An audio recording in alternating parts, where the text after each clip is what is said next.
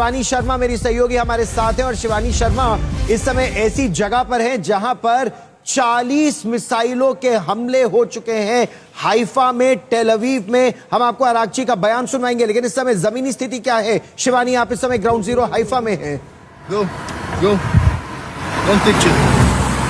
देखिए गौरव, मैं आपको बता दूं कि हाइफा का इलाका है, ये वो पोर्ट का इलाका है जहां पर पिछले कई दिनों से इस तरह की खबरें आ रही थी कि इस पोर्ट के इलाके पे ऑयल रिफाइनरी में आग लगी है और इस इलाके में आज भी कुछ भयानक मिसाइलों के गिरने की खबरें आई हैं। और हाइफा से मैं कुछ तस्वीरें आपको दिखा रही थी इससे पहले, जहां पर कुछ इमारतें हैं, रिहायशी इमारतें हैं, उनको भी यहाँ पर नुकसान इलाका है। यहाँ पर की भी पोर्ट है और दूसरी रिफाइनरीज यहाँ पर मौजूद है। तो जाहिर तौर पर जो ईरान की तरफ से हमले आ रहे हैं, एक अहम टारगेट हाइफा भी है। हाइफा का वो इलाका जहाँ मौजूद है, तमाम पोर्ट्स मौजूद हैं और तमाम ऑयल रिफाइनरी मौजूद है। तो ये सारा यहाँ पर इम्पैक्ट इस पर दिखाई दे रहा है। और यहाँ पर आप देखिए कि किस तरह से पूरी मनाही है कि लोगों को बाहर नहीं निकलना है। बिल्कुल शिवानी, आप बिल्कुल रिपोर्ट करते भी रहिए और रिपोर्ट भी करते रहिए, बताते रहिए कि आखिरकार इस समय क्या ताजा हालात है।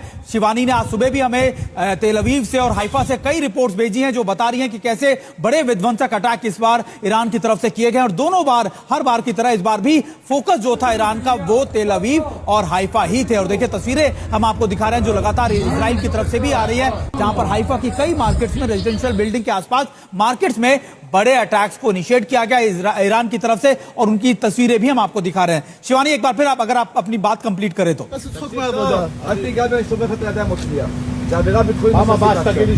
देखिए सुमित, मैं आपको बता रही थी कि यहाँ पर तमाम ऐसी बिल्डिंग्स हैं जहाँ पर अटैक्स हुए हैं और उन पर इम्पैक्ट हुआ है। और ये जो हाइफा का इलाका है, बहुत इलाका है, यहाँ पर भी इस तरह के इवेंट्स दिखाई देते हैं और लगातार जो लोग हैं उनको ये कहा जा रहा है कि वो प्रोटेक्टेड एरियाज में रहें, शेल्टर्स में रहें, बाहर ना निकलें, लिमिटेड एक्सेस है उनको, प्रोटेक्टेड एरियाज में रहें। तो ये जो इलाका है वो इसलिए इम्पोर्टेंट है क्योंकि यहाँ पर तमाम पोर्ट्स हैं, तमाम यूनिवर्सिटीज हैं, तमाम ऑयल रिफाइनरीज हैं। यहाँ पर आग लगने की खबरें और तस्वीरें भी आई थी। रहिए मेरे साथ मंजीत नेगी हमारे सहयोगी हमारे साथ जुड़ रहे हैं ताजा जानकारी के साथ। मंजीत, भारत की स्थिति बहुत पैनी निगाह प्रधानमंत्री नरेंद्र मोदी की। रूस से भी संपर्क में है भारत, ईरान से भी संपर्क में है भारत और शांति बहाली मुख्य तौर पर मंजीत भारत की प्राथमिकता। गौरव, क्योंकि भारत के दोनों ही देश हैं, इजराइल की बात किया जहाँ पे हाल के दिनों में भारत के बहुत सामरिक तौर पर संबंध करेंगे। माफ कीजिएगा मंजीत, एक बड़ी खबर आ रही है, आपका रुख करेंगे, लेकिन पहली बार खैबर शौकन मिसाइल का इस्तेमाल किया गया। ईरानी रेवोल्यूशनरी गार्ड ने इसका वीडियो भी एक जारी किया था और यह बताया था कि उन्होंने इस बैलिस्टिक मिसाइल का पहली बार इस्तेमाल किया। हाई एक्सप्लोजिव का इस्तेमाल किया गया, कई वॉरहेड ले जाने में सक्षम है ये मिसाइल। और अब IRGC की तरफ से दावा किया गया है कि उन्होंने पहली बार इस मिसाइल का इस्तेमाल किया है खास तौर पर इजराइल के अलग अलग इलाकों में टारगेट करने के लिए। यानी अब खास तौर जो देखा जा रहा है वो ये कि अब जो स्टेज 2 आ गया, यानी लगातार चाहे वो फतेह मिसाइल 2 की बात कर लीजिए या दूसरे आप कैसे वेपन्स की बात कर लीजिए गौरव, ऐसा लगता है कि अब ईरान भी अपने उन बेहतरीन या फिर उन जखीरों का, उस मिसाइलों का इस्तेमाल करना चाहता है जिससे ज्यादा से ज्यादा विध्वंसक नुकसान हो इजराइल के अंदर। मंजीत, अब अगर अपनी बात पूरी करें तो। जहाँ तक बात सुमित भारत के स्टैंड की है, निश्चित तौर पर भारत के लिए थोड़ा मुश्किल समय है क्योंकि दोनों ही देश सामरिक तौर पर, व्यापारिक तौर पर और पारंपरिक तौर पर भारत से जुड़े हुए हैं।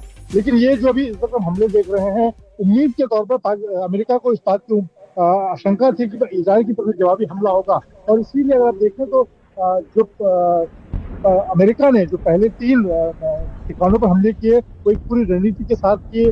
उसने अगर समुद्री मोर्चे पर देखें तो ईरान को पूरी तरह से घेरने के बाद पिन पॉइंट टारगेट करके उसके 3 जो बड़े परमाणु ठिकाने हैं उनको उन पर हमले किए। और अब भी जब अब ये इस बात की उम्मीद की जा रही है कि और ईरान ने जवाबी हमले शुरू कर दिए हैं, तो अब आने वाले दिनों में अमेरिका की और खासतौर से इजराइल की जो अब साझा रणनीति होगी, इस तरह से खासतौर से जो अब, क्योंकि ईरान के पास अब अपने जितने बड़ी घातक मिसाइल हैं, लॉन्ग रेंज सुपरसोनिक मिसाइल हैं, उनका वो इस्तेमाल करेगा। लंबी दूरी तक मार करने वाली मिसाइलों का इस्तेमाल और मल्टीपल वॉरहेड्स का एक साथ इस्तेमाल, क्योंकि अगर आयरन डोम सिस्टम एक्टिवेट भी होता है, अगर वो एक मिसाइल को ध्वस्त करता है तो बाकी उसमें जो वॉरहेड्स है वो अपने ठिकानों पर वार कर सके। और इसीलिए मल्टीपल वॉरहेड्स का इस्तेमाल, ये जो खैबर शेकन मिसाइल है, ये बैलिस्टिक मिसाइल है, इसका इस्तेमाल ईरान आज कर रहा है।